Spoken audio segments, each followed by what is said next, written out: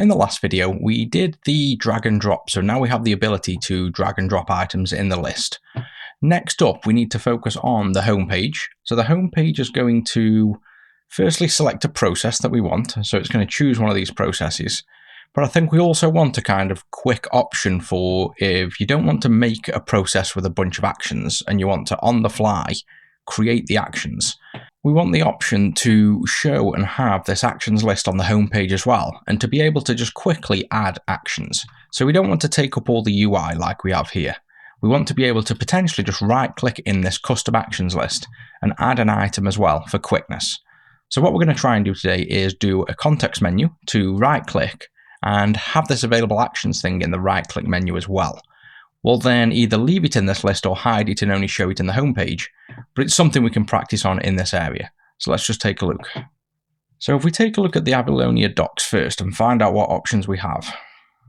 So one of the first options we have is the context menu. This is fairly easily implemented.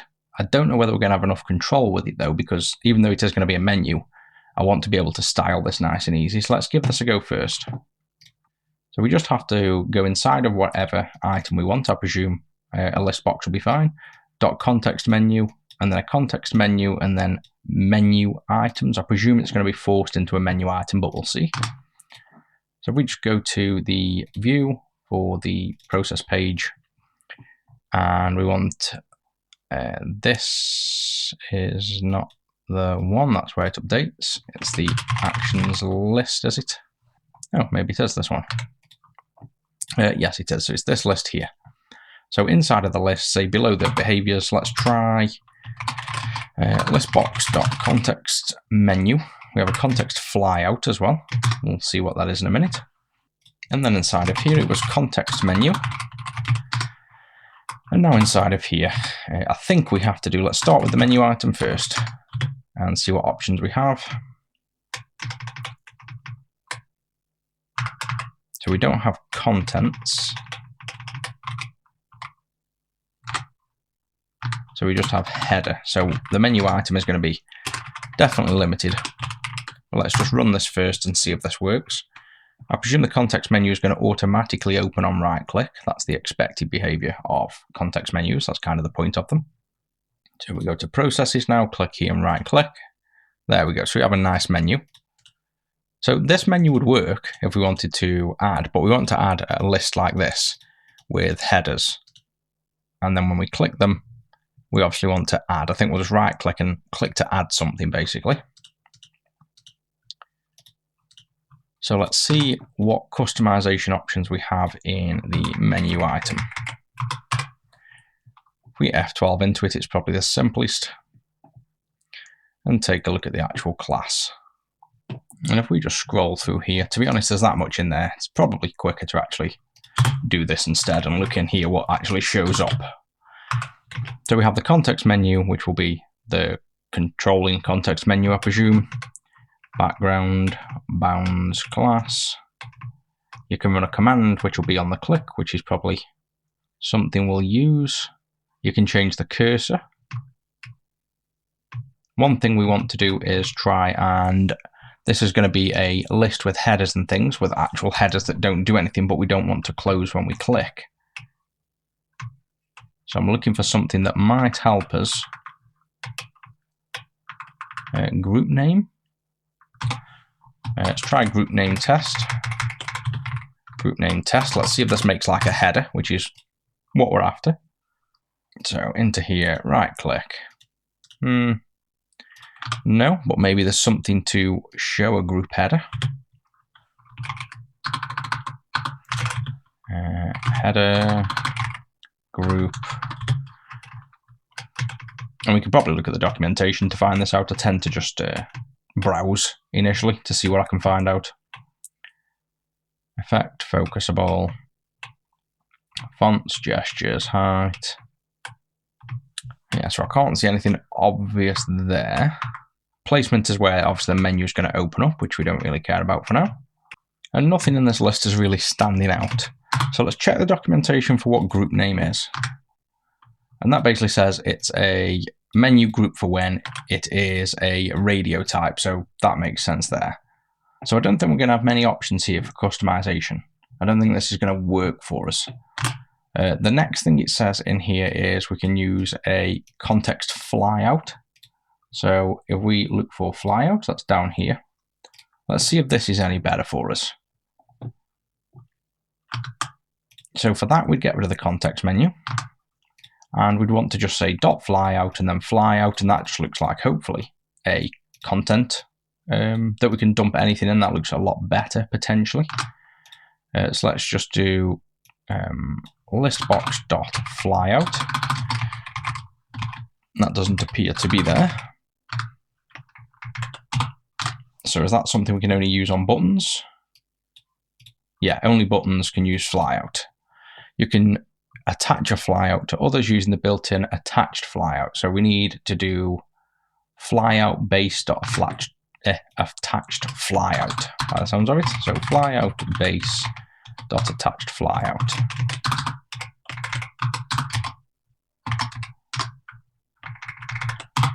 And now in here it was flyout, and then in here we'll put test. The question is that flyout going to appear when we right click? I doubt it, because a flyout is probably, yeah, nothing on right click. So we've got to make this visible. So if we just read the documents again, the flyout will not show automatically has been shown from code behind, on press, blah, blah, blah. So it's just reading the control. So basically that's just anytime you click any button, that's going to show with this flyout.show. We want it on right click. So we want the, where do we want it? That's the question. Probably on the list box, because we don't care about the items specifically. We don't want to right click in a certain item if there's no items. So let's just put it here. Pointer released, we'll have it on. Create method. And then here now we can do the code. So let's just start with blatantly trying to open the flyout. So I think we've actually still got to do if sender is, and then a control. So we care about control. And then we want to check the, actually that's all we need to check, I think, for now, the control. If it is a control, we will do the flyout base, was it? Yep, dot show attach flyout, and I presume it's going to need the control. So with that, it should find this and show it, I'm guessing. So we go to here. Oh yeah, left clicking showing it down here, so that's not what we want. Right clicking showing it as well. So let's change the position of the flyout. I presume there's going to be something on here or something on here. Oh yeah, actually at the top I just saw placement. There we go. So placement is, let's see what options we've got. Pointer, that'll probably be all we need. And then that'll probably open just like a context menu now. So process, there we go. So that now opens up how we want it. Also, clicking inside doesn't close it, which is good because now we're in control of closing that. Clicking away, though, does close the menu, so that's a good thing. We have more control, and that's what we're after. So let's now limit it to the right click only. That shouldn't be too hard. So all we need to do for that is, if we have the control now, and we have the events, we can just check on the events for the initial button press. And if it equals, and we want in this case it to equal the right button. We don't need anything else in there because we're just doing a single call. So we've removed the brackets from there. Now we go into here, left clicking as normal still, drag and drop still works, and now right clicking shows the menu. So the right click is still going to select an item, but that's irrelevant, I think. And it's also handy that, say we did want to inject something here, if you right click here, then it's going to show there. Let's also delete them all. Let's check this right click works with no items in. And it does. And it doesn't pop up anywhere else. So I think the flyout's going to work for us well. So what do we need to do next? We need to actually show something in this flyout that represents the exact same thing, or almost the exact same thing, as the available actions. So if we look at the available actions, we've got the list box, and I think pretty much we can put this entire list box in. So let's start with that. Let's just dump the list box in here, completely as is. And that looks like it's going to accept it. There's no complaints. We don't need grid row. So other than that, that looks okay. So let's see. So let's just see what that does. So go to process, go to here, right click. That's quite cool. So there's the whole thing. So, oh, that's weird. Bouncing all over the show. Oh yeah, that's a little bit strange. Not that it matters because we're not going to change the size of it. I think it's calculating the size when you open, but if you click and it resizes, it's screwing up the position. So that's a bug in the Flyout code, no doubt. But so long as we're not going to change the size, which we're not, that won't be an issue. This border, though, we need to get rid of this border first. Let's check if... Where's Flyout? Flyout here, does it have padding? No.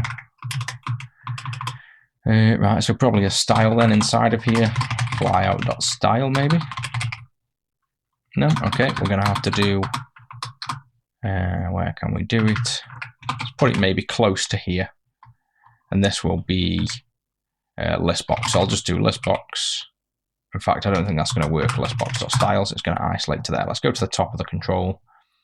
Keep the styles in here just for this pop out for now. We'll just do it on specifically this flyout.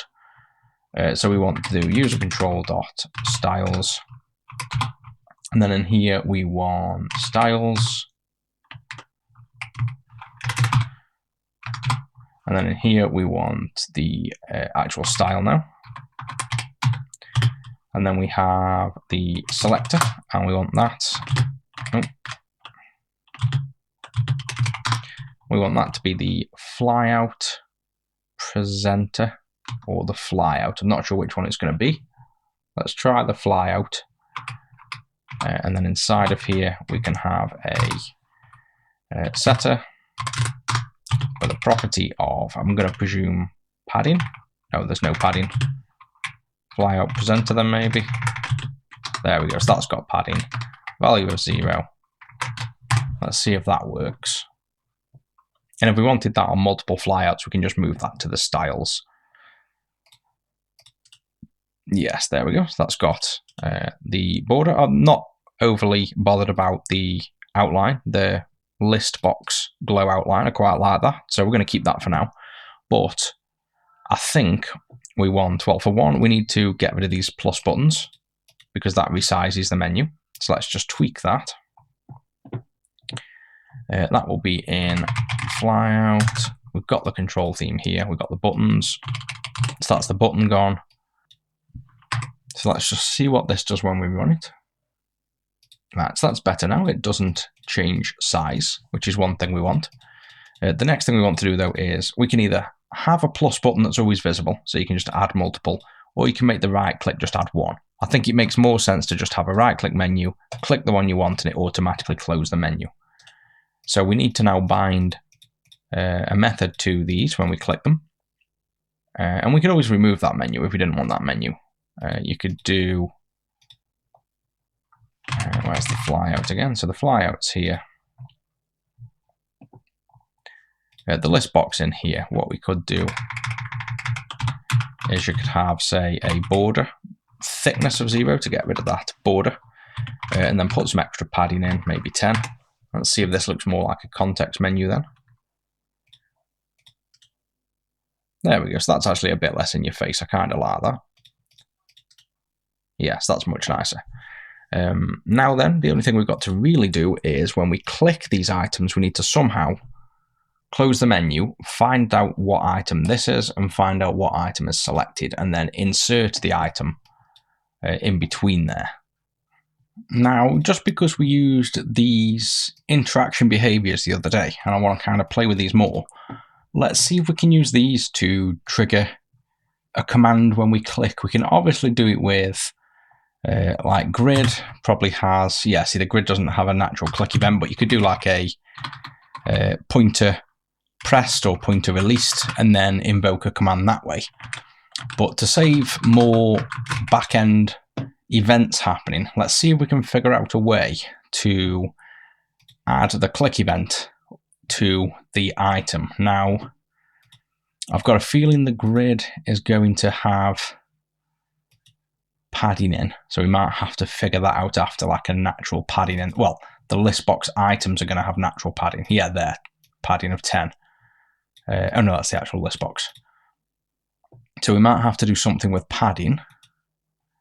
Control themes, padding is padding. So for example, this here, I think we probably want to do padding as 0 first. Otherwise, when we do a click event on the grid, we're not going to get the click, you know, that issue we had before where we clicked inside and outside of places. So now, there we go. So now it's removed the padding from outside. So now we can add the padding back to the items. So for that, we'll just put it back in here. Now the grid doesn't have padding. So what you can do is just put this inside a panel, have the padding or the margin on there of 10. And then we can put the event on the actual panel. But then the margin is going to cause the same issue. So we need something with padding. So for that, we'll just use a border. That can be changed to padding. And now we should have the same visual, or well, padding 10 is probably way too much, but we'll have a similar visual, but somewhere we can hook into the event so we click anywhere. So that's a bit much, but you can see now this padding is something that we can actually click and hook into an event for. So let's put that to 5. And now in here, we want some interactions for the border. What is it? Interaction.behaviors. So interaction.behaviors. And then in here, I don't know what we want. So we need to figure out something like this, a collection changed. So let's look at this massive single page document. We've got all these events, there's tons of them. So I'm sure we'll find something in here. I don't really want a pointer. There's a pointer event. So event trigger behavior, event name pointer enter. So we could do that. Bind pointer over, show pointer, pointer cursor.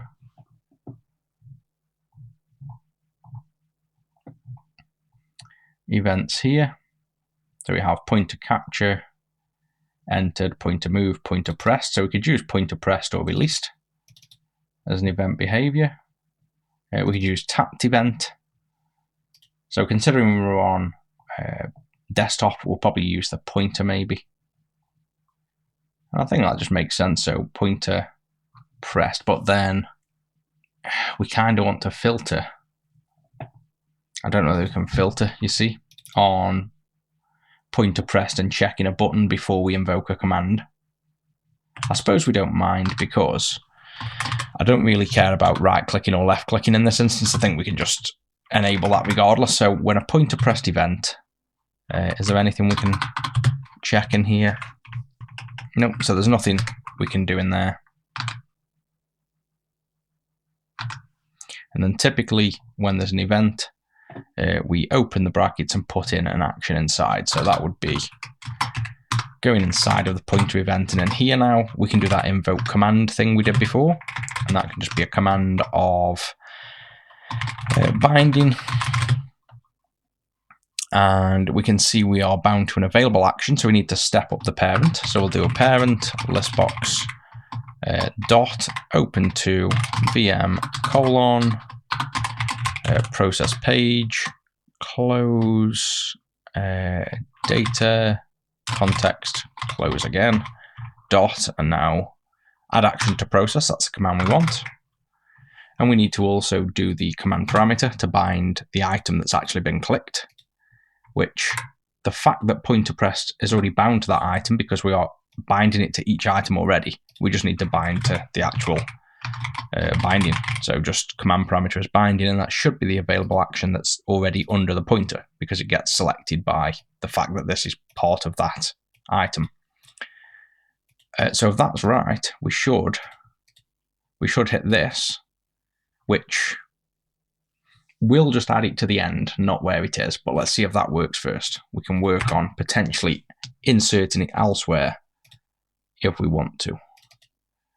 What's that complaining about? Index is out of range. And, oh, I know why. This is not a behavior, this is a trigger. There we go, trigger. So pointer pressed event trigger is what we want.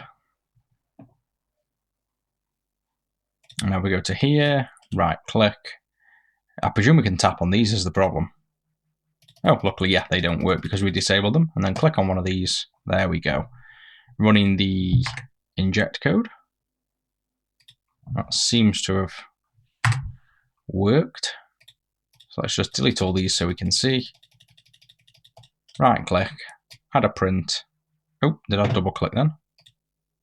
No. Huh, something's not quite right there. We're inserting nothing, then we're inserting double. So maybe we want to change that then from pointer pressed, because that could be, I don't know what it is, obviously invoking multiple things. Let's try tapped event. See if that gives us a single fire. So in the processes, let's delete these again. Right click. Yes and no. That first one didn't do anything when I clicked. Right click, click. Oh, maybe I just didn't click. No, it didn't. It hasn't done it again then. Oh, if you click and drag at all, it doesn't do it. So you've got to keep the mouse very still. Is that what it is? Yeah, so the tapped works, but if you drag at all on your click like there, the slightest thing, it doesn't work. So it doesn't quite feel the same as a right click menu. So let's go back to the pointer, and it's got to be a trigger. So let's say pointer, what about the pointer released trigger? So it's only when you've let go of the button. Let's see if we can click and slightly drag and release and it still work.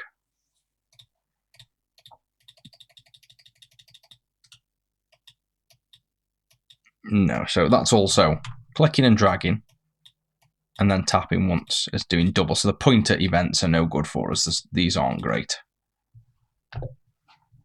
And we can see the events here. These are probably the main things we need to look at. So we have the pointer events don't work. Like at least everyone we tried. The pointer press doesn't seem to work. It's very glitchy. So we're not going to use them.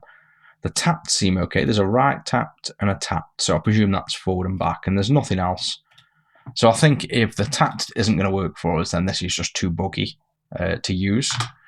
So it was worth a try. But let's just go back to the tapped event trigger. And is there anything we can set on it?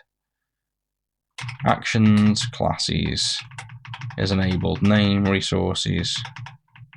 No. So we're going to have to drop that idea. And instead, well, I'll say we drop that idea. Let's see if it's any better doing it the classic way, which would be just have a bit of code behind for the pointer released, like we've just done. And that we might as well call this the action context menu pointer released. And then here we want to call the add action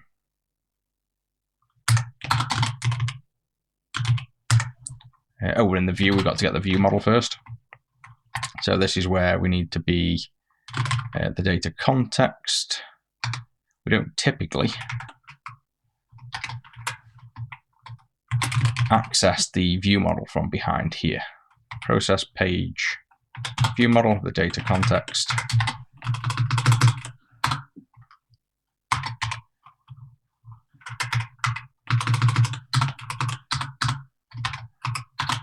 And now add action command, we can invoke, or we can just invoke the process.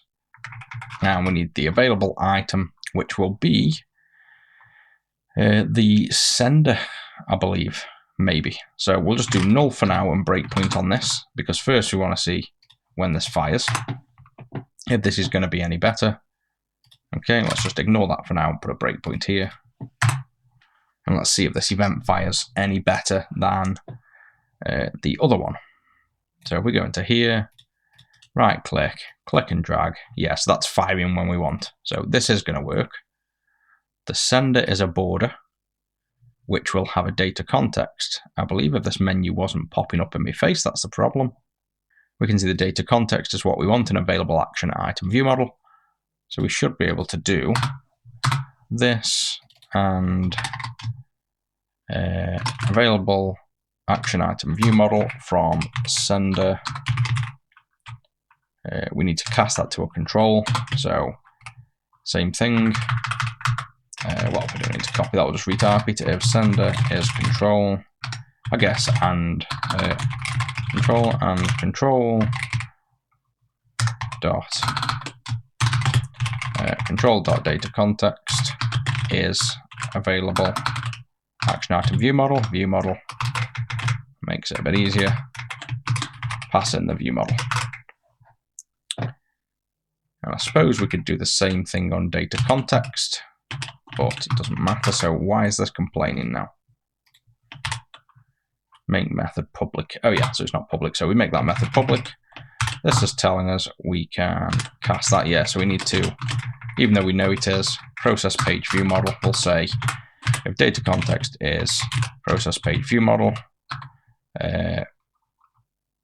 we'll do view model and sender is that. Then the end view model is the item view model. Item view model there, and this will be view model. So you can see that's a bit more messy syntax than the events that we want, but unfortunately, the events just aren't good enough. They don't seem to react correctly. So now if we right click, well, let's delete everything again. Right click and click 1, 2, 3. To be honest, I'm still not 100% on whether that is. See, when you seems like every now and then when you're swapping between, we're not adding an item and I can't put my finger on it. So see there, we just clicked, nothing got added. Click over here again, one's been added.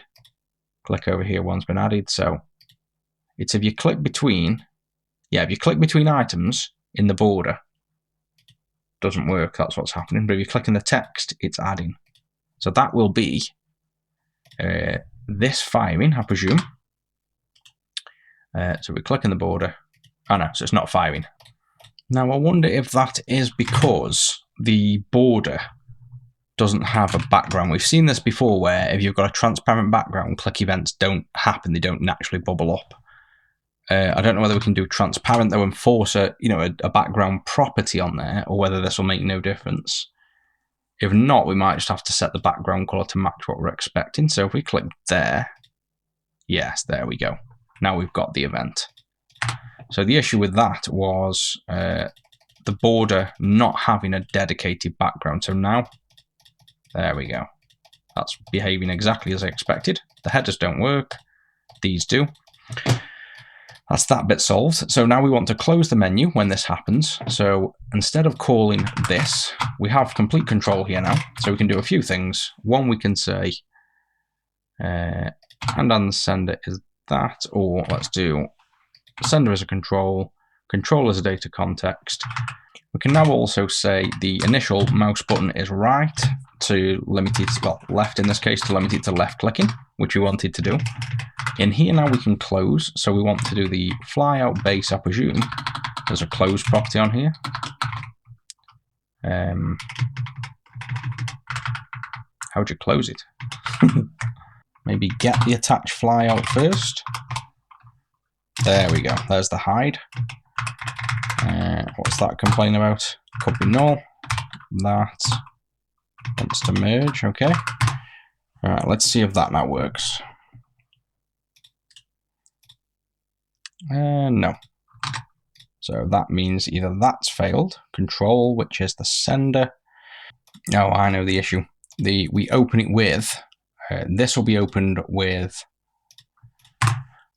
one attached flyout, which is on the list box, but the click event is on the border. So if we right click, you can see we're going to open the show out thing on a list box.